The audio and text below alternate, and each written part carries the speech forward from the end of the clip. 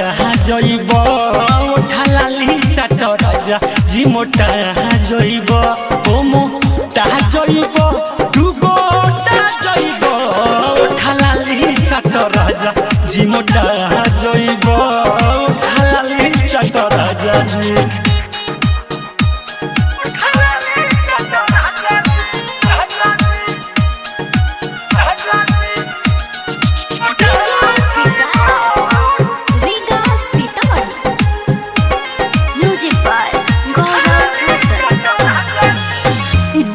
लगौले लेक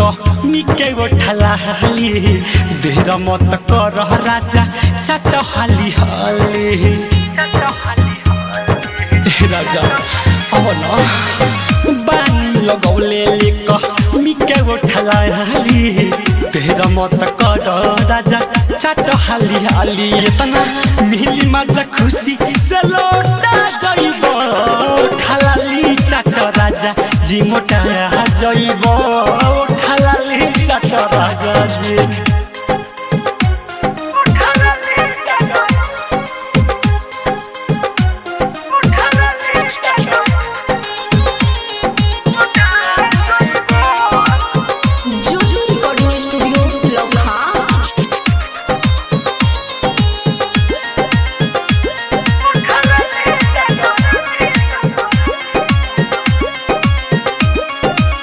राजा जी राइटर थारू पिया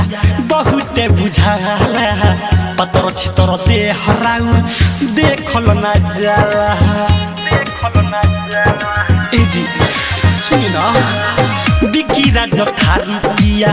बहुते बुझाला पतर छितर दे हराउ देखल ना जाला नीचे ऊपर ले सुधी सोटा जइब ठालाली चाट राजा जी मोटा जइब ठालाली चाट राजा जी ज्योति रिकॉर्डिंग स्टूडियो लखा।